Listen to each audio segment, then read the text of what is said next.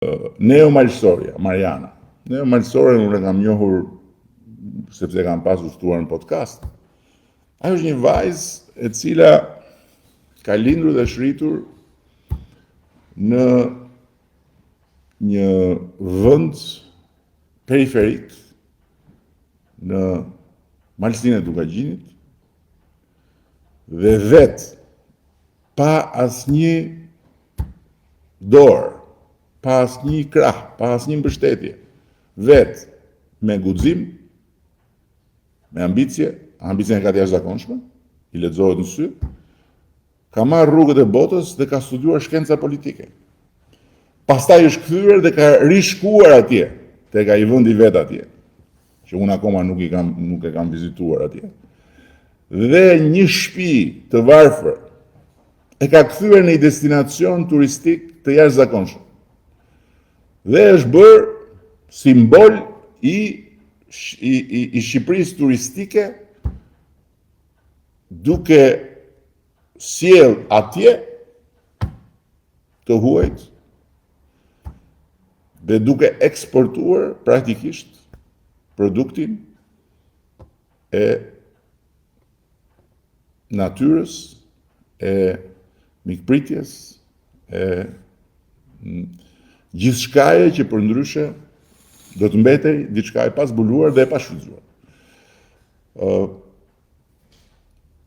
U qas ndaj platformës dhe natyrisht që nëse Mariana do të ishte në listë në hapur, do ta kishte shumë të vështirë.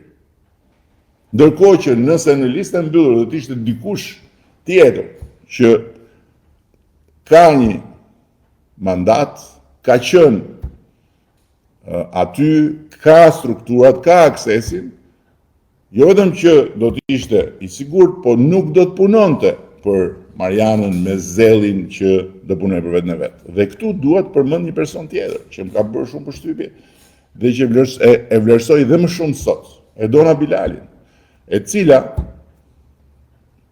erdhi si deputete e para në Shkodër, pikërisht me këtë insistim, sepse insistimi im ka qenë dhe mbetet partia duhet hapur, partia socialiste duhet të jetë një instrument.